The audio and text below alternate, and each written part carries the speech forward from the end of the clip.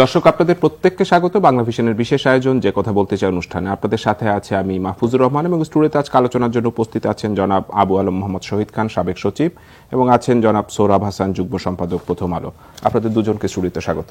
জনাব আবু আলম শহীদ খান, আপনাদেরকে আলোচনা শুরু করতে চাই। আপনারা জানেন যে কোটা বিরোধী আন্দোলন চলছে। আজকে সন্ধ্যা 7টার সময় পরবর্তী কর্মসূচির ঘোষণা করবে। সকাল থেকেই তারা বাংলা ব্লক অব্যাহত রেখেছে এবং সারা দেশেই, মানে ঢাকা শহর একেবারে অবরুদ্ধ হয়ে গেছে এবং সারা দেশেই আসলে একটা পরিস্থিতি বিরাজ করছে। আজকে হাইকোর্ট একটা রায় দিয়েছে। আমি সেইটার আগে একটু জানতে চাই যে এই যে আন্দোলনটা শিক্ষার্থীরা বেশ কয়েকদিন ধরে করছে, সরকার কি আন্দোলনটাকে অ্যাড্রেস করতে পেরেছে সঠিকভাবে, এবং এই বিষয়টা কি শুধুমাত্র আদালতের বিষয় না সরকারের বিষয়? ধন্যবাদ আপনাকে। এই কোটা সংস্কারের আন্দোলন যেটা চলছে, আমি ঠিক কোটা বিরোধী আন্দোলন মনে করি না। এখনো তাদের বক্তব্য হচ্ছে তারা সংস্কার চান, এবং 2018 সালে যখন এই আন্দোলনটা হয়েছিল এবং বেশ বড় আন্দোলন হয়েছিল, এখন তার চেয়ে আরেকটু বড় আন্দোলন মনে হচ্ছে। তখনও তারা সংস্কার চেয়েছিলেন, কিন্তু সরকারের পক্ষ থেকে একটা পরিপত্র জারি করা হয়। মাননীয় প্রধানমন্ত্রী পার্লামেন্টে ঘোষণা দেন যে কোনো কোটাই থাকবে না। পরে দেখা গেল যে 9 গ্রেড থেকে 13 গ্রেড পর্যন্ত কোটা পদ্ধতি পুরোটা বাতিল করে দেওয়া হলো, এবং সেটা চলছিল। 22 সালে সম্ভবত হাইকোর্টে একটা মামলা করা হয়। কয়েকজন মুক্তিযোদ্ধার সন্তান, বীর মুক্তিযোদ্ধার সন্তান মামলাটা করেন, এবং 22 সালের পরে আসলে মামলাটা কোথায় কিভাবে চলছিল, কি ধরনের শোকজ হলো, সরকারের পক্ষ থেকে কি জবাব দেওয়া হলো, এইটা কিন্তু আমাদের মিডিয়াতে কোনো রিপোর্ট হয়নি, যার ফলে আমার একেবারেই জানা নেই। আমি একেবারে অন্ধকারে ছিলাম।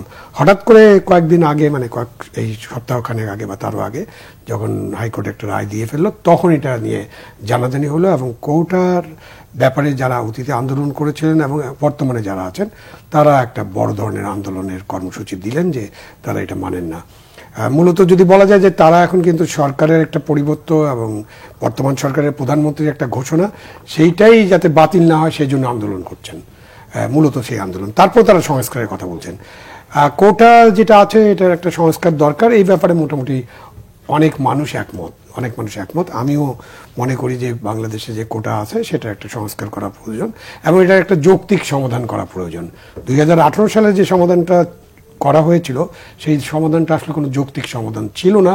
এটা এখন বোঝা গেল যে ওইটার ভিতরেই আপনি বীজ বপন করে দিলেন, যাতে ভবিষ্যতে এটা নিয়ে কথাবার্তা হয়, বিতর্ক হয়, অথবা কেউ আইনের আশ্রয় নেয়, তারপরে এটা নিয়ে আরও দীর্ঘসূত্রিতা হবে, সেই অবস্থা ছিল।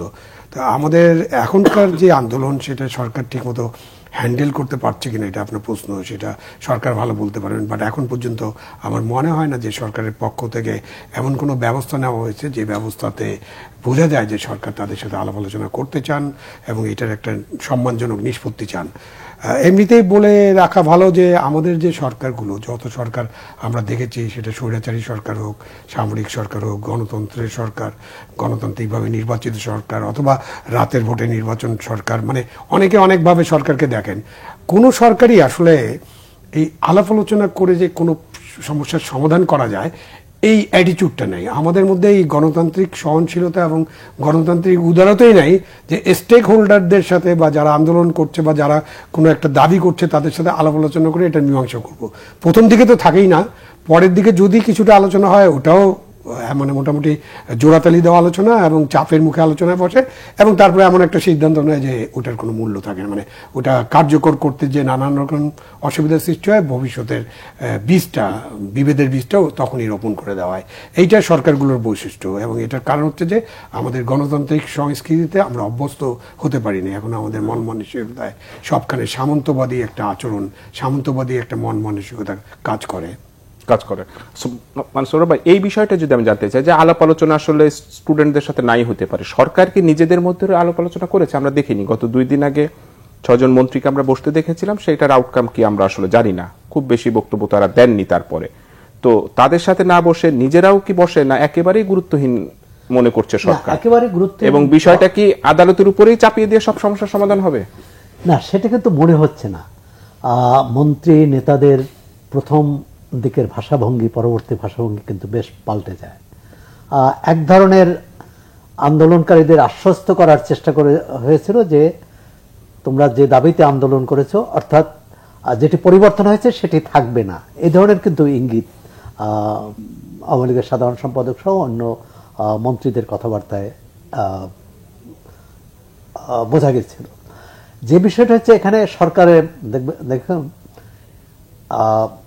আবুল শহীদ খান সরকারের আমাদের সরকারগুলোর আর কি শাসক গোষ্ঠীর যে মন মানসিকতা বা তাদের চিন্তা চেতনার যে ধ্যান ধারণ সে সম্পর্কে তিনি বললেন। আসলেই আমাদের এখানে সরকারগুলো মানে এই যে দ্বিতীয় কোনো চিন্তা থাকতে পারে, আমি একটা সিদ্ধান্ত নিলাম, এর বাইরে কিছু কেউ ভাবতে পারে, বলতে পারে, এর বিরোধিতা আসতে পারে, এটা মাথায় রাখে না, অথবা মনে করে এই বিরোধিতা করার এখতিয়ারও অন্যদের নেই, যেহেতু আমরা ক্ষমতায় আছি। এটি খুব ভালো।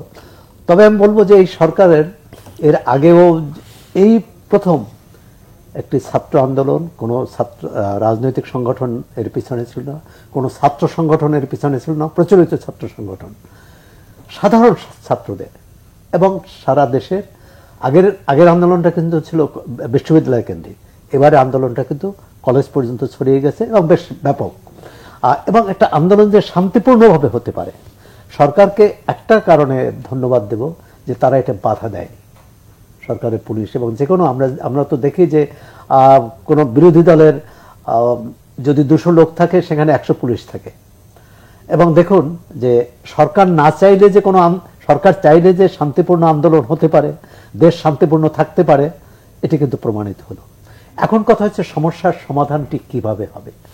সমস্যার সমাধানটি যদি আমরা ন্যায্যতার ভিত্তিতে করতে চাই তাহলে কোটাটা যৌক্তিক করতে হবে। যারা অনগ্রসর, যারা প্রতিবন্ধী, আদিবাসী, নারী, এখনো পর্যন্ত আমরা যতই বলি, আপনি রাস্তাঘাট, অফিস আর যে কোনো জায়গায় আপনি দেখলেন নারী কত শতাংশ, খুব বেশি হলে 15 থেকে 18%। এখনো এটি আমাদের সর্বক্ষেত্রে নারীর ক্ষমতায়ন নিয়ে এত আমরা কি বলে বক্তৃতা বিবৃতি দেই, কিন্তু নারীর প্রকৃত ক্ষমতায়ন হয়নি। সুতরাং সেখানে এখনো তুলে আনার প্রশ্ন আছে। 50%, 40% কি হয়েছে, 30%, তাও হয়নি। হ্যাঁ, এখন বলতে পারেন যে প্রাইমারি স্কুলে বাধ্যতামূলক যে 60% নারী হতে হবে, সেটা আলাদা। হাইকোর্টে কজন বিচারপতি আছেন নারী, সচিবালয়ে আছেন সচিব বেশ কয়েকজন, কিন্তু সেই তুলনায় সেটা তো নিশ্চয়ই অর্ধেক না। কিন্তু সেটা সমাধান কি আসলে কোটা? আচ্ছা, এখন যে বিষয়টা হচ্ছে কোটা হচ্ছে একটা, কোটার অনেকগুলো থাকতে হচ্ছে। এই কোটার সুবিধা কারা পাবে, কোটার সুবিধা কতবার পাবে, কত মাত্রায় পাবে এবং কত দিন পাবে। যেমন এক পরিবারে যদি কোনো একটা সুবিধা পায় কোটা, ওই পরিবারে আর কেউ এই কোটার সুবিধা পাবে না, এরকম থাকা উচিত আর কি। এটা ভারতে সম্ভবত আছে, তাই না? আচ্ছা, ভারতে যে কোনো একবার আপনি কোটার সুবিধা নিতে একবার, পারবেন, এক পরিবারে একবার, এক পরিবারে একবারই। হ্যাঁ, আবার ধরেন আপনি একই পরিবারে মুক্তিযোদ্ধা কোটা নিলেন, আবার নারী কোটা নিলেন, আবার ধরেন কি বলে জেলা কোটা নিলেন, এটা তো হতে পারে না। রাষ্ট্র চলে ন্যায্যতার ভিত্তিতে। আমাদের যে স্বাধীনতার ঘোষণাপত্রে আছে যে সাম্য, সামাজিক মানবিক মর্যাদা এবং ন্যায় বিচার, এর ভিত্তিতে যদি আমরা রাষ্ট্রের নীতি, পরিকল্পনা, সংবিধান, আইন করি তাহলে কিন্তু এই সমস্যাটি হয় না।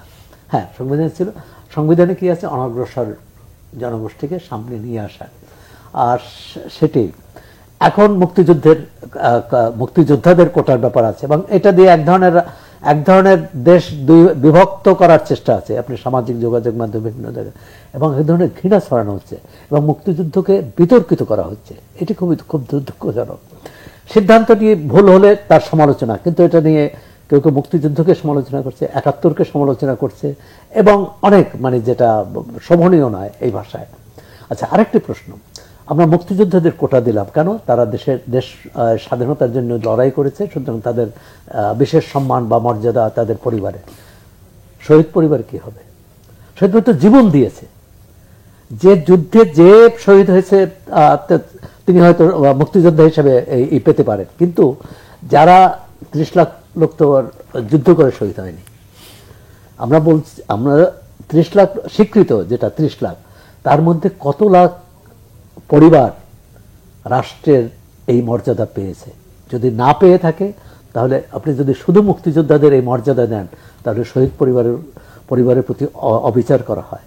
এখন তাহলে তো বলবে যে শহীদ পরিবার যেহেতু শহীদ হয়ে গেছেন, সেই পরিবারের যে মূল সদস্য, মূল ব্যক্তি, সুতরাং তিনি আর দাবি করতে পারেন না। আর মুক্তিযোদ্ধারা যেহেতু ফিরে আসছেন, বিজয়ীর বেশে ফিরে আসছেন এবং তারাই প্রশাসনে গেছেন, তারাই সরকারের নীতি নির্ধারণের ভূমিকায় বিভিন্ন সময়ে ছিলেন। এটা শুধু আওয়ামী লীগ সরকারের সময় না, সব সরকারে তারা এটি করেছে। আরেকটি হচ্ছে এই কোটা এবং মুক্তিযোদ্ধার প্রথম যে সরকার ব্যবহার করে, জানি না আবুল শহীদ খান আমাকে সংশোধন করে দিবেন, এরশাদ কিন্তু এটা বেশি ব্যবহার করেছেন মুক্তিযোদ্ধাদের নিয়ে নানা। এবং তার কারণ ছিল আওয়ামী লীগের মুক্তিযুদ্ধের একটা ঐতিহ্য, তার নেতৃত্ব দেওয়ার। জিয়াউর রহমান মুক্তিযুদ্ধের সেক্টর কমান্ডার ছিলেন, সুতরাং এরশাদ এর মধ্যে সরাসরি ছিলেন না। সুতরাং তার কিন্তু এই মুক্তিযোদ্ধাদের আশ্রয় নিয়ে বা মুক্তিযোদ্ধাদের কথা বলে রাষ্ট্র চালানোটা খুব জরুরি ছিল। দেখেন প্রথম মুক্তিযোদ্ধা তালিকা হয় তার সময়, এবং সেটা নিয়ে পরে আবার বিএনপি সেটা বদল করে, আবার আওয়ামী লীগ এসে আবার বিএনপিটা বদল করে। একটা রাষ্ট্র মুক্তিযুদ্ধ নিয়ে তো কোনো বিতর্ক থাকা উচিত না কারোরই। পরবর্তীকালে কার কি ভূমিকা সেটা নিয়ে বিতর্ক হতে পারে, কিন্তু মুক্তিযুদ্ধে যার যে ভূমিকা সেটি স্বীকার করা উচিত এবং সেভাবেই সম্মান দেওয়া উচিত। এটি আজকে কে কোন দল করে এটি ভেবে নয়। এখন জনগণের মধ্যে একটা ধারণা আছে যে আজকে মুক্তিযোদ্ধাদের কোটা এর সব সুবিধার পাবে আওয়ামী লীগের সমর্থকরা। এই ধারণাটা কেন হবে? প্রকৃতপক্ষে বিএনপির সমর্থক বা অন্য দলের সমর্থক একজন যোদ্ধা যার পদক আছে অথবা নেই, মানে কিন্তু তিনি কেন একইভাবে সেই সুযোগ পাবেন না? আমরা রাষ্ট্রকে সেই ন্যায্যতার পথে নিতে পারিনি, এটা হচ্ছে বড় ব্যর্থতা। আর তরুণরা কিন্তু একটা পথ দেখাচ্ছে। দেখুন কোটা আন্দোলন, এর আগের কোটা আন্দোলনে, নিরাপদ সড়ক আন্দোলনে যে রাষ্ট্র যে ভুল পথে চলছে, এইখানে এটা সমাধান কি হবে আমি আজকে বলতে পারি না। সরকার এখানেই রেখে দিতে পারে, আবার সত্যি সত্যি একটি ন্যায্য কোটার সংস্কার করতে পারে। কিন্তু আজকে তরুণরা রাস্তায় নেমেছে, তারা কিন্তু একটা কথা বলেছে, রাষ্ট্র ভুল পথে চলছে। এই ভুল পথে যে চলছে, এই যে এই ইস্যুটাকে কেন্দ্র করে, এটা কি আসলে আদালতের ব্যাপার আবুল শহীদ খান? কারণ কোটা যদি যৌক্তিকভাবে নিতে হয়, এটা তো নির্বাহী বিভাগকে আসলে সিদ্ধান্তটা নিতে হবে। আমরা যে কোনো ইস্যু হলে, কন্ট্রোভার্সিয়াল ইস্যু হলে সেটা আদালতের কোর্টে মানে তুলে দেই। এটা কি সরকারের একটা পলিটিক্স? সরকারের পলিটিক্স কি না, তার আগে যদি বলি যে কোটার যে পরিপত্র বা কোটার যে ব্যবস্থা, এটা আমাদের সংবিধানের আলোকে করা হয়েছে। যে উনি বললেন অনগ্রসর জনগোষ্ঠী এবং নারীদের কথা ওখানে উল্লেখ করা হয়েছে। এবং কোটাটা কিন্তু পৃথিবীর অনেক দেশে আছে, ভারতে আছে, নেপালে আছে, পাকিস্তানে আছে, এগুলো তো কাছাকাছি। আপনি আমেরিকাও কোটা আছে কৃষ্ণাঙ্গ মানুষদের জন্য, আপনি কানাডায় কোটা আছে ফার্স্ট নেশনের জন্য, আপনি ইউরোপে কোটা আছে, ও জাপানে কোটা আছে, কোরিয়া কোটা আছে, সব উন্নত দেশে আছে। নারীদের ব্যাপারটা যেটা সোনাব ভাই বললেন, তার সাথে যদি যোগ করতে চাই, যে ইউরোপীয় ইউনিয়ন একটা আইন করেছে যে আপনার সংস্থায়, প্রাইভেট, গভর্নমেন্টের না, আমরা তো এখন গভর্নমেন্ট নিয়ে আলোচনা করছি, আপনার সংস্থাটা প্রাইভেট সংস্থায় নীতিমালা পর্যায়ে মানে পলিসি লেভেলে 40% নারী থাকতে হবে। শুধুমাত্র বেস লেভেলে না, পলিসি লেভেল মানে ওরা বলেছে CEO, director, vice president, assistant vice president, এইসব লেভেলে 40% থাকতে হবে। ওইটার আলোকে জার্মানিতে কিন্তু আইন করা হয়েছে প্রাইভেট সেক্টরে 33% নারী কোটা থাকবে এবং 33% পলিসি লেভেলে যাবে। সুতরাং এই যে নারীদের ব্যাপারে যেটা বললেন 15, 18 বা 10, 12 যাই আছে, সেটা তো যথেষ্ট না। সুতরাং নারীদের কোটা থাকতে হবে এবং নারীদেরকে আরো সামনে নিয়ে আসতে হবে। কোটা ন্যায্য কিনা এটার যদি প্রশ্ন করেন, অবশ্যই কোটা ন্যায্য। একটা রাষ্ট্র তার সকল নাগরিকের মধ্যে সমতা এবং ন্যায্যতা বিধান করা তাদের দায়িত্ব। সেই জন্য সকল রাষ্ট্রের সংবিধানে লিখিত অলিখিত সেখানে এই ন্যায্যতার কথা বারবার তুলে ধরা হয়। এবং এটা কত, আপনি 17 লাখ মানুষ সরকারি চাকরি করে, 17 কোটির মধ্যে 17 লাখ, এটা খুবই কম। সুতরাং ওইখানে আপনার একটা ন্যায্যতা প্রতিষ্ঠা করার মানেই এটা নয় যে সব জায়গায় ন্যায্যতা প্রতিষ্ঠা হয়ে যাবে। এখানে সেই জন্য ইউরোপে কিন্তু প্রাইভেট সেক্টরও এটা করার চেষ্টা করা হচ্ছে। এখন কোর্টে যে মামলা হলো, আপনি সংক্ষুব্ধ ব্যক্তি কোর্টে কিন্তু মামলা করতে পারেন।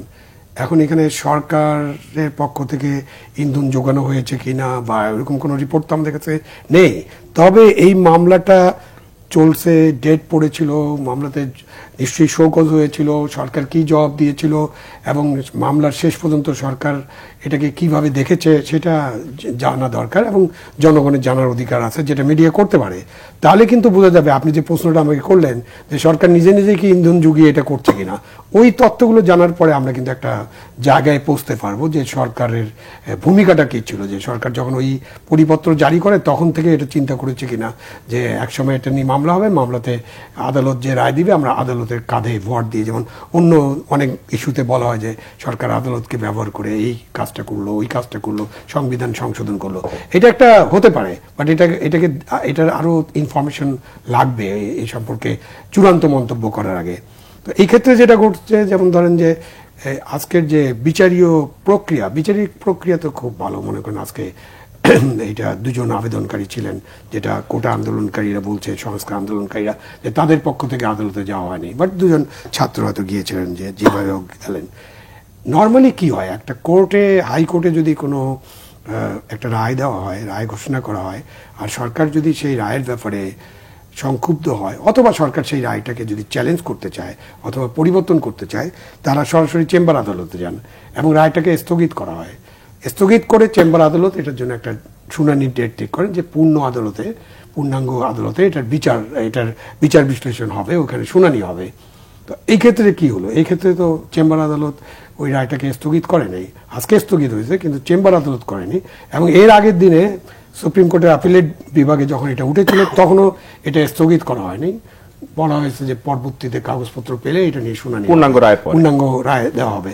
এবং সেদিন কিন্তু প্রধান বিচারপতি একটা কমেন্টও করেছিলেন, অ্যাটর্নি জেনারেলকে জিজ্ঞাসা করেছিলেন যে আপনারা কি রাস্তার আন্দোলনের মধ্য দিয়ে, রাজপথের আন্দোলনের মধ্য দিয়ে হাইকোর্টের বা সুপ্রিম কোর্টের কোনো সিদ্ধান্তকে বদলে ফেলতে চান কিনা। তো ধরেন এই কমেন্ট এবং আজকের একটা কমেন্ট, এর আগের কমেন্ট, এইসব নিয়ে হয় কি যে একটা আস্থাহীনতার সংস্কৃতি তৈরি হয়েছে বা পরিবেশ সৃষ্টি হয়েছে, যার ফলে যারা কোটা, এই যে আজকে এটা যদি চেম্বার আদালতে স্থগিত হয়ে যেত, আমি একদম ককশিওর যে ছাত্ররা আজকে এই রাজপথ অবরোধ বা এই যে তাদের বাংলা ব্লকের যে নাম দিয়েছে সেটা করতো না। এখন একজন প্রশ্ন করেছিল আমাদের অনলাইনে বা ওই যে বিভিন্ন সামাজিক, বাংলা ব্লকের এটা কি জিনিস, তো তাকে আমার উত্তর দিতে হয়েছে যে আপনারা হরতাল, অবরোধ, রাজপথ অবরোধ, রেলপথ অবরোধ, ধর্মঘট, এগুলোকে এত রাজনীতিকরণ করছেন যে ছাত্ররা ভয় আছে যে তাদের কোন শব্দতে আপনারা রাজনীতি খুঁজে পাবেন। কারণ এখন সৌরভ ভাই ঠিকই বলেছে যে এই যে আন্দোলন চলছে, এখানে কিন্তু কোনো রাজনৈতিক দলের অংশগ্রহণ নেই, কোনো ছাত্র সংগঠনের অংশগ্রহণ নেই এবং এদের ঠিকমতো স্ট্রাকচারও নেই। এই আন্দোলন প্রমাণ করে যে আমরা আন্দোলন যেটা দেখছি যে এরকম বিষয়ে আন্দোলন হতে পারে এবং শান্তিপূর্ণ আন্দোলন হতে পারে। আবার এই আন্দোলনগুলো কিন্তু খুব বেশি দিন চলবে না। এটা আপনি যখন নিরাপদ সড়ক আন্দোলন নিয়ে আপনাদের টেলিভিশনে যখন আসছিলাম, আমাকে জিজ্ঞেস করা হয়েছিল যে এই আন্দোলনের পরিণতি কী, আমি কিন্তু বলেছিলাম যে এই আন্দোলন 7 দিন 10 দিন চলবে, তারপরে এই আন্দোলন স্থবির হয়ে যাবে এবং সবাই বাড়ি ফিরে যাবে এবং তারপরে সরকার যেমন করে এই আন্দোলনের পরে যে কাজটা করার দরকার সেই কাজটি হয়তো করবে। এই আন্দোলনের ব্যাপারেও কি আপনার সেরকম প্রেডিকশন? না, আমি সেরকম প্রেডিক্ট করতে চাই না, কেন এই আন্দোলন খুব দানা বাঁধছে, মানে একেবারে কলেজ পর্যায়ে ছড়িয়ে গেছে। কেন ছড়িয়ে পড়ছে সেটা একটু বোঝার চেষ্টা করতে হবে। আমরা তো এখন কলেজেও অনার্স এবং মাস্টার্স চালু করে দিচ্ছি, সুতরাং আমার দেশে এখন শিক্ষিত বেকার, এই বাংলাদেশে শিক্ষিত বেকার 40 থেকে 42 লাখ। শিক্ষিত বেকার বলতে গ্রাজুয়েট অ্যান্ড অ্যাবভ বোঝাচ্ছে। ঢাকা ইউনিভার্সিটি প্রতি বছর 20,000 গ্র্যাজুয়েট প্রোডাক্ট করতেছে, মানে গ্র্যাজুয়েট বের করছেন। তাদের যে 40,000 ছাত্রছাত্রী আছেন বা 42,000, তার মধ্যে যদি 4 ভাগ করি তাহলে থার্ড ইয়ারে যে 10,000 এবং ফাইনাল ইয়ারে 10,000 বের হবে। আর আমাদের এই যে সরকারি চাকরি যে সারা বছরে একেবারে ওয়ান থেকে তো হয় না, 9 থেকে 20 গ্রেড পর্যন্ত, এর সংখ্যা, শূন্যপদের সংখ্যা 70-80,000। সুতরাং কোনোভাবে এটা ম্যাচ করে না। আর আমাদের বিশ্ববিদ্যালয়ের ছাত্রছাত্রীরা যারা আন্দোলনে আছেন তারা সবাই তো বিসিএস ক্যাডারে চাকরিতে যেতে চান এবং নানান কারণে যেতে চান, সেটা আজকে আলোচ্য বিষয় নয়। কিন্তু তারা তো কজন এই চাকরিটা পাবেন? তারপরেও তারা মনে করছেন যে কোটা থাকার কারণে সম্ভবত আমি বঞ্চিত হচ্ছি। এই যে মনে করাটা, এটা নিয়ে তাদের সাথে কথা বলতে হবে যে আপনি যে এটা মনে করছেন সেই মনে করাটার কতটুক ঠিক এবং কেন আমাদেরকে কোটা রাখতে হবে, কতটুক কোটা রাখা যুক্তিসঙ্গত। পাকিস্তানে তো আরও বেশি কোটা আছে, সেখানে যেহেতু প্রভিন্সিয়াল সিস্টেম আছে, প্রভিন্সিয়াল অটোনমি আছে। ইন্ডিয়াতে কোটা আমাদের তুলনায় বেশি আছে কোনো কোনো ক্ষেত্রে। ইন্ডিয়াতে মুসলমানদের জন্য কোটা আছে, দলিত জনগোষ্ঠীর জন্য কোটা আছে, তারপরে 10% আবার অনগ্রসর কোটা চালু করেছিল। তখন কিন্তু এটা নিয়ে সুপ্রিম কোর্টে যে যায় নেই এরকম নয়, এটা যেতে পারে কোটা নিয়ে। তখন কোর্ট সরকারকে জিজ্ঞেস করেছিল এই কোটা কি অনন্তকাল চলবে। তখন সরকারের পক্ষ থেকে তাদেরকে বলা হয়েছে যে এটা যে কোটাটা আমরা চালু করছি সেই কোটাটার কতগুলো কোয়ালিফিকেশন আছে, যে যার সারা বছরের ইনকাম 8 লাখ রুপির কম, যার 5 একরের কম জমি আছে, যার 1000 স্কোয়ার ফিটের নিচে বাসস্থান আছে, তাদেরকে আমরা মনে করি তারা পিছিয়ে পড়া মানে অনগ্রসর তারা কোটাটা ব্যবহার করবে। এবং সৌরভ ভাই যেটা বললো যে একবার একটা কোটা একটা পরিবার ব্যবহার করুন। যে পরিবারে ডাক্তার, ইঞ্জিনিয়ার, ICS অফিসার আছে, ক্লাস 1 অফিসার আছে, ক্লাস 2 কর্মকর্তা আছে, সেই পরিবার কোনো কোটা ব্যবহার করতে পারে না। সেটা জাতিগত কোটা হোক, সেটা শিডিউল কাস্ট হোক, আর সেটা জেলা কোটা যেটাই হোক। তো সেই জন্য আমাদের দেশে কিন্তু না থাকার কারণে অনেক বিষয় নিয়ে আপনার আলোচনার দাবি রাখে। আসলে সরকার ওই পথে হাঁটছে কিনা আমি আলোচনায় ফিরবো, ছোট্ট একটি বিরতি নিয়ে আসি। দর্শক, এতক্ষণ আপনারা দেখছেন যে কথা বলতে চাই অনুষ্ঠান। এই পর্যায়ে ছোট্ট একটি বিরতির পর আবার ফিরে আসছে আলোচনায়।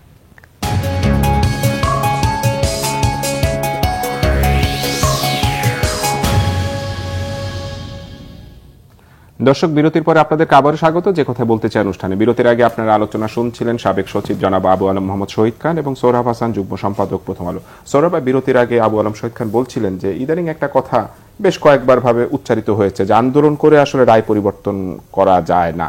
এটা আদালত থেকে আমরা শুনেছি, রাজনৈতিক মহল থেকে শুনছি। আসলে কি তাই? আমাদের ইতিহাস তো যে কয়েক বছর আগেই গণজাগরণ মঞ্চ তৈরি হলো এবং তখন তো আইন পরিবর্তন করা হলো, রায়ও পরিবর্তন হলো। এবং এই আওয়ামী লীগও তো একসময় বলতো যে বিচারপতি তোমার বিচার করবে যারা আজ জেগেছে সেই জনতা। বাংলাদেশের হিস্ট্রিটাই তো আসলে আন্দোলন করে সবকিছু পরিবর্তন করে দেওয়ার। না, আমি এই বিষয়টাকে মানে ছাত্রদের, শিক্ষার্থীদের এই আন্দোলনকে ঠিক বিচার ব্যবস্থার মুখোমুখি করা বা বিচারকে প্রত্যাখ্যান করার ওই দৃষ্টিভঙ্গিতে দেখতে চাই না। তারা একটা ন্যায্যতার দাবিতে আন্দোলন করছে, একটা রাষ্ট্রের ন্যায় চায়। তাহলে রায় পরিবর্তনের কথা আসছে কেন? রায় পরিবর্তনের কথা আসছে কেন? রায় পরিবর্তনের কথা আসছে সরকারি দলেরই কেউ কেউ বলেছেন যে আন্দোলন, রাজপথে আন্দোলন করে রায় পরিবর্তন করা যাবে না। আসলে সরকারি দলের নেতাদের দেখবেন যে এক একজনের ভাষা, এক একজনের দৃষ্টিভঙ্গি এক এক রকম। তারা এবং প্রধানমন্ত্রী বলার পর তারা প্রধানমন্ত্রীর সুরেই সবাই কথা বলা শুরু করলেন। বিষয়টা হচ্ছে যে এই যে সমস্যাটা তৈরি হলো কেন, আমি তো মনে করি যে সরকার নিজে সমস্যাটা তৈরি করেছে সমস্যার সমাধানের নামে। শিক্ষার্থীরা আন্দোলন করেছে সংস্কারের নামে, সরকার পুরোটা বাতিল করে দিলেন। এটা আবার শহীদ খানও বললেন। আচ্ছা, বাতিল করলেন, তার মধ্যে দেখুন আমাদের তো মুক্তিযুদ্ধের মূল চেতনা ছিল বৈষম্যের বিরুদ্ধে লড়াই করে মুক্তিযুদ্ধ হয়েছে, দেশ স্বাধীন হয়েছে। মুক্তিযুদ্ধে এই বৈষম্যের বিরুদ্ধে অবস্থান নেওয়া। আপনি যেহেতু বিশ্ববিদ্যালয়ের শিক্ষার্থীরা এবং BCS যারা চাকরি প্রার্থী তারা আন্দোলন করেছে, তাদেরটা আপনি বাদ দিয়ে দিলেন। আর যে নবম কি বলে 14 থেকে 20 গ্রেডের, সেখানে আপনি হাত দিলেন না। সেখানে তো পুরোটাই কোটা। হ্যাঁ, পুরোটা কোটা মানে 56 ভাগ। হ্যাঁ না, তৃতীয় চতুর্থ শ্রেণীতে কি শতভাগই কোটা? না, 56 ভাগই। এটাই আছে 56, যেটা মাত্র শিক্ষক, প্রাথমিক শিক্ষক নিয়োগে 60 ভাগ নারী কোটা। আচ্ছা, এখন কথা হচ্ছে নারী কোটা কেন? এই যে 7 ভাগ নারী কোটা করা হয়েছিল যে নারীদের সামনে নিয়ে আসার জন্য এবং প্রাথমিক বিদ্যালয়ের শিক্ষার শিশুদের সেখানে নারীরা যেভাবে যে আন্তরিকতা, যে সংবেদনশীলতা দিয়ে শেখাতে পারবে, পুরুষরা সেটা পারবে না। সুতরাং এক একটা যুক্তি আছে। একজন এই যে মুক্তিযোদ্ধা ভাতা দেওয়া হয়েছে, আমরা তো কিছুদিন আগ পর্যন্ত দেখেছি যে 71 মুক্তিযোদ্ধা রিক্সা চালাচ্ছেন, দিনমজুরি করছেন এবং বীরাঙ্গনাদের কথা তো আর বলার নাই যে এত দুর্বিষহ জীবনযাপন করেছেন। যদিও এই সরকার তাদের মুক্তিযোদ্ধা হিসেবে স্বীকৃতি দিয়েছে, এটা ভালো।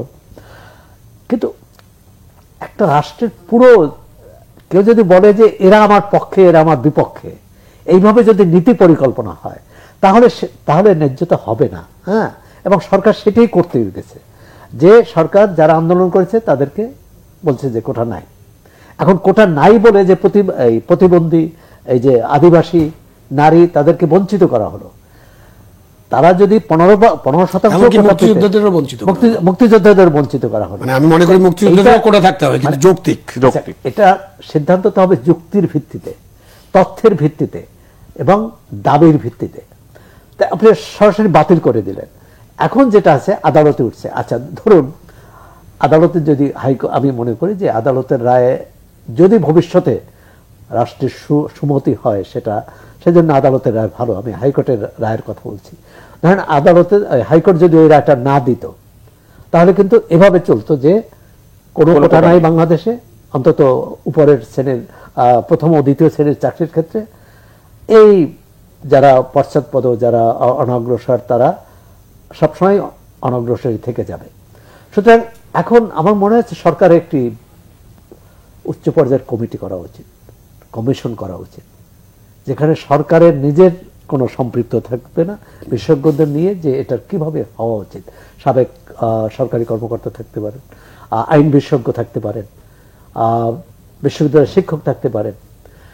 তাহলে যে তারা একটা দেবেন। এর আগে যদিও শফিউল মুখ্য সচিব ছিলেন না, মন্ত্রিপরিষদ সচিব ছিলেন, তিনি কিন্তু একটা প্রস্তাব দিয়েছিলেন, সম্ভবত 45 না কত 35, তিনি 56 থেকে কমিয়ে আনার কথা বলেছিলেন, কিন্তু সেটা সরকার তখন গ্রহণ করেনি, গ্রহণ করেছে আন্দোলনের মুখে। আমাদের সরকারগুলো চলে তাৎক্ষণিকতায়। আমার মনে হয় না যে এই মানে এরকম একটা রায় হয়ে যাক, আর যদি আন্দোলন না হয় তাহলে সুবিধাটা মুক্তিযোদ্ধারা পেয়ে যাবে। সরকারের নীতি নির্ধারণের মধ্যে এই দৃষ্টিভঙ্গি ছিল বলেও না, যেহেতু একটা সংকট পার করেছে, অর্থাৎ আন্দোলনের মুখে একটা সিদ্ধান্ত নিয়ে ফেলছে। এই সিদ্ধান্ত নিয়ে এরপর কি হবে বা এরপর এই সিদ্ধান্তটা কতটা ন্যায্য হলো বা অন্যায্য হলো, এ নিয়ে সরকার কোনো মাথা ব্যথা ছিল না, চিন্তা ভাবনাও ছিল না। এমনকি এই সরকার যে মুক্তিযুদ্ধের চেতনার সরকার, সুতরাং মুক্তিযুদ্ধের যদি 5% কোটা থাকে তো সেই সুবিধাটা তারা পেতেন। প্রতিবন্ধীদের যদি 1% থাকতো সেটা পেতেন, নারীদের যদি 3% থাকতো সেটা পেতেন, কিন্তু সরকার এটা বাতিল করে দিলেন। আচ্ছা এমন হতে পারতো যে আন্দোলনের মুখে তখন বাতিল করেছেন, কিন্তু একটা সময় সরকার কমিশন করে দীর্ঘমেয়াদে। এই কমিশনের জন্য কি আসলে আদালতের রায় পর্যন্ত কোনো কিছু প্রয়োজন না, এটা তো নির্বাহী বিভাগ। আদালতের রায়ে যাবে তখনই যখন কোনো সংক্ষুব্ধ পক্ষ মনে করে যে আমাকে বঞ্চিত করা হয়েছে, তখন আদালত রায় দিবেন, আদেশ দিবেন বঞ্চিত করা হয়েছে কি হয়নি। এখানে যেমন আদালত মুক্তিযোদ্ধাদের পক্ষে দিয়েছে। আচ্ছা আদালতের রায় দেখেন যে কোটা যদি ন্যায্য হয়ে থাকে তাহলে শুধু মুক্তিযোদ্ধাদের না, তাহলে অন্যদেরটাও থাকবে। আদালত শুধু মুক্তিযোদ্ধাদের, আদালত বলতে পারেন যে যেহেতু এটা মুক্তিযোদ্ধার সন্তানদের পক্ষে কেউ আবেদন করেছে, আমি সেটুকুই দেখেছি, ঠিক আছে, তাহলে বাকিটা কি হবে। সবটা মিলে সরকার যদি চায় যে এটার একটা মানে ভবিষ্যতের 10 বছর 20 বছর 50 বছর পরও এটা নিয়ে কোনো বিতর্ক হবে না, এমনও হতে পারে যে যেমন ধরেন 70 দশকে নারী প্রশাসনে যে নারীর অংশগ্রহণ ছিল, আজকে তো তা নয়, অনেক অনেক বেশি। একসময় তো হতে পারে যে নারী কোটা আসলেই দরকার হবে না, সমান সমান হলো। পৃথিবীর অনেক দেশে পুরুষ কর্মীর চেয়ে নারী কর্মী বেশি আছে, এবং ব্যবসা বাণিজ্যে যেটা বন্ধু আবু আলম শহীদ খান বললেন যে বেসরকারি প্রতিষ্ঠানে এটা নীতি করে দেওয়া হয়েছে। এমনকি আমাদের এখানেও গণমাধ্যম থেকে শুরু করে আমরাও কিন্তু নারীর প্রতি সুবিচার করি না, কারণ নীতি নির্ধারণী পর্যায়ে একজন নারী থাকবেন এটা কেমন জানি অনেক পুরুষের কাছে অস্বস্তিকর মনে হয়। সুতরাং আমরা রাষ্ট্রের সরকারের মন মানসিকতা যখন পরিবর্তন করতে বলি, আমাদের নিজেদের মন মানসিকতা পরিবর্তন হওয়া উচিত। কিন্তু এই যে কোটা নিয়ে যৌক্তিক কথা বলছেন, আপনারা দুজনই বলছেন, জনাব আবু আলম শহীদ খান, গত কয়েকটা বিসিএস আমি যেটা দেখলাম যে কোটা তো আসলে পূরণ হয় না, স্পেশালি মুক্তিযোদ্ধা কোটা যে 30% রয়েছে। 18 সালের পরে তো কোটাই নেই, 18 সালের আগের কথা বলছেন। আগে যে কোটা বিসিএস হলো, আমি ওই দিন টকশোতে একটা তথ্য শুনলাম যে সর্বোচ্চ 11 কি 12% মুক্তিযোদ্ধা কোটা, একবার 5%, 6% এরকম মুক্তিযোদ্ধা কোটা থাকে। এই শূন্য পদগুলো তো মেধাবীদের দিয়েই পূরণ করা হয়। সেক্ষেত্রে যেটা আপনার পূরণ হচ্ছে না সেটা আপনার রাখতেই হবে। সেটা তো আপনার পরিষ্কার করতে হবে। এই যে ছাত্ররা যারা আন্দোলন করছে তাদের সামনে কি পিএসসি বা সরকারের পক্ষ থেকে কোনোদিন এই বিষয়গুলো তুলে ধরা হয়েছে? এইটা তুলে ধরলেই তো বোঝা যেত যে কয়টা বিসিএস 14 থেকে 18 পর্যন্ত, সে 3-4টা বিসিএস এ 65, 68, 70% মেধা কোটায় চলে আসে। যেগুলো ফাঁকা থাকে সেখানে মেধা থেকে চলে আসে। তো এটা ওই জন্য তো অভিযোগ আছে যখন কোটা ছিল যে মেধা থেকে নেওয়া হতো না, এই কোটা খালিই থাকে। একবার এরকম হচ্ছে, তারপর আরেকবার এরকম হচ্ছে, মানে সবসময় তো নীতি পরিবর্তন করছে। তো এইখানে যেটা হলো যে এই জন্যই তো আলাপ আলোচনা করতে হবে। যদি মুক্তিযুদ্ধের কোটার 10% অ্যাভারেজ পূরণ হয়, তাহলে ওটা 10% করলেই তো চলে। তাহলে তো ওখান থেকে 20% চলে আসে মেধাতে। চলে আসলে তো আমরা বলতে পারি যে না, এখানে কোটার চেয়ে মেধা বেশি আছে, আচ্ছা ওদের সাথে আলাপ আলোচনা করতে পারি। তো সেটা অ্যাভারেজটা যা আছে। এবং এখানে আরেকটা জিনিস বলে রাখা দরকার, যে এই যে কোটাটা কখন এক্সিকিউট করা হয়, এটা কিন্তু একেবারে লিখিত পরীক্ষার সময় অথবা যখন আবেদন করলো তখন এক্সিকিউট করা হচ্ছে না। আবেদনপত্র, লিখিত পরীক্ষা, রেজাল্ট, এবং এই যে লক্ষ লক্ষ পরীক্ষার্থী পরীক্ষা দিল, তার মধ্যে থেকে যখন 1000 পদ আছে ধরেন, তখন যদি আমরা 5:1 করি তাহলে 5000 লোক, আর 3:1 করলে 3000 মানুষ। তো এইখানে এসে ওই 5000 জনে যখন ভাইভাটা হয়, ভাইবার সময় ভাইবা হয়, ভাইবার পরে কোটাটা চালু করা হয়। ভাইভাতেও কিন্তু পাস করতে হবে, এবং আপনার রিটেন পরীক্ষায় 45-এর নিচে মার্কস পেলে কিন্তু ক্র্যাশ হবে, এবং সে কিন্তু রিটেন পাস করতে পারবে না। সো এইখানে যে মেধার এবং কোটার কারণে যে এই যে আমরা যে আলাপ আলোচনা করছি, ওখানে একটু আলাপ আলোচনা পরিষ্কার নাই। মানে কোনো না কোনো পর্যায়ে যে আপনাকে মেধাবীরাই এখানে আসবেন এবং কম্পিট করবেন। যখন কোটাটা এক্সিকিউট করা হয় তখন একজন ভাবতে পারেন যে আমি তো মেধায় গিয়েছিলাম, বাট কোটার জন্য আমি পারলাম না, সেটা ভাবতেই পারেন, সেখানে আলাপ আলোচনা হতে পারে। মুক্তিযোদ্ধাদের কোটা মানে এই জন্য বঙ্গবন্ধুর সময় ইন্টারিয়াম রিক্রুটমেন্ট রুল করেছিলেন উনি, তখন কিন্তু এই কোটাটা উনি চালু করেন। এবং তখন মুক্তিযোদ্ধাদের যদি আমি বলি যে ওই ঐতিহাসিকভাবে যখন চিন্তা করি, তখন আমার মনে হয় যে তখন মুক্তিযোদ্ধাদের মেইন স্ট্রিমে আমরা নিতে পারতাম। আমাদের অনেক পুলিশ দরকার ছিল, পদ খালি ছিল। আমাদের অনেক সীমান্তরক্ষীর দরকার ছিল, পদ খালি ছিল। এমনকি সেনাবাহিনীতে আমাদের অনেক পদ খালি ছিল, রেলওয়েতে খালি ছিল, মানে সমস্ত অনেক ডিপার্টমেন্টে অনেক পদ খালি ছিল। এবং এই মুক্তিযুদ্ধের আরেকটা জিনিস তথ্য আমাদেরকে বলতেই হবে যে 92% মুক্তিযোদ্ধা কিন্তু প্রান্তিক মানুষ ছিলেন, কৃষক, শ্রমিক, তাঁতি, মজুর, গ্রামের খেটে খাওয়া মানুষ, তারা কিন্তু মুক্তিযুদ্ধ যোগ দেন। আর 8% হলো হোয়াইট কলার, ডাক্তার, ইঞ্জিনিয়ার, এইরকম পেশা, উকিল, এই পেশা থেকে শিক্ষক, বিশ্ববিদ্যালয়ের শিক্ষক, কতজন মুক্তিযুদ্ধে গিয়েছেন? ঢাকা বিশ্ববিদ্যালয়ের দিকে তাকাই তো বুঝে যাবে কজন মুক্তিযুদ্ধে যোগ দিয়েছিলেন। সুতরাং ওই সময় ওরা কিন্তু পিছিয়ে পড়া মানুষ ছিল, এবং তাদেরকে তখন মেইন স্ট্রিমে নেওয়া যেতে পারতো। বাট বঙ্গবন্ধু মনে করছেন কোটা দিয়ে তাদেরকে চাকরি দেবেন, সেটা করেছেন, ঠিক আছে, একটা সুযোগ তৈরি করেছিলেন। তো ওই সুযোগটা তো অনগ্রসর মানুষ, এবং আমাদের কাছে কোনো অ্যানালাইসিস নাই। আপনি যেটা বলেন যে একবারই 11.5% বা 7% হয়েছিল, আমাদের যে মুক্তিযুদ্ধদের যে কোটাটা আমরা দিয়েছি, সেটা কোন কোন মুক্তিযুদ্ধ পরিবার ব্যবহার করছে, এবং ওই যে তৃণমূল বা প্রান্তিক পর্যায়ের মুক্তিযোদ্ধারা কি উঠে আসতে পারছে কিনা, এটা আমাদেরকে একটু অ্যানালাইসিসটা দেখা দরকার। অনেকে মনে করেন, আমাকে অনেকে পিএসসির কাছে এই তথ্য নাই, অবশ্যই আছে, এটাকে অ্যানালাইসিস করতে হবে। এই যে কোটা নিয়ে এত আন্দোলন হচ্ছে, এত কথাবার্তা হচ্ছে, পিএসসি তার একটা বক্তব্য তো পিএসসি তার বক্তব্য দিতে পারে। আপনি এত খবর জানবেন কেন? জানার দরকার আছে, আপনি কেন দিব খবর? এটা হলো আমাদের অ্যাটিটিউড। আপনি আমাকে একজন মানে তৃণমূল প্রান্তিক মুক্তিযুদ্ধ বলছে কোটা তো ভাই আপনারা সব খায় ফেলেন, একদম আমাকে বলছে কোটা তো সব খায় ফেলেন আপনারা শিক্ষিত মানুষ। একটা কৃষকের ছেলে বিশ্ববিদ্যালয়ে আসতে তাকে কত চ্যালেঞ্জ পার করতে হবে। একটা কৃষক শ্রমিকের ছেলে তার গ্রাজুয়েট হয়ে এই মানে চাকরি যুদ্ধে যাওয়ার যোগ্যতা অর্জন করতে হলে তাকে কত কষ্ট করতে হবে। সো এই কোটা আমাদের মুক্তিযুদ্ধে যারা অংশগ্রহণ করেছিলেন, যারা প্রান্তিক মানুষ, তাদের কতটা উপকার আছে এটাও তো একটু জানান দেওয়ার ব্যবস্থা করতে হবে। নাহলে তাদেরকে তুলে আনতে হবে, যেটা উদ্দেশ্য ছিল, সমতা ন্যায্যতা বিধানের উদ্দেশ্য, সেই উদ্দেশ্যটাই কতটুকু কার্যকর হয়েছে এটাও অ্যানালাইসিস করার দাবি রাখে।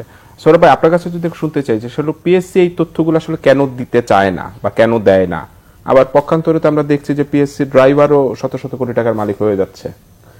দুটো, প্রথম প্রশ্নের উত্তর হলো পিএসসির যে সাংবিধানিক প্রতিষ্ঠান হিসেবে পিএসসির যে স্বতন্ত্র, স্বাধীন সত্তা থাকা দরকার, স্বাধীন অবস্থান, নীতি পরিকল্পনা, সেটি নেই। পিএসসিও অন্য একটি মন্ত্রণালয়ের মতো, মন্ত্রণালয়ের একজন সচিব বা কর্মকর্তার মতোই তাকিয়ে থাকেন সরকারের প্রতি, সরকারের নীতি নির্ধারকের প্রতি, যে তারা কি নির্দেশ দেয়।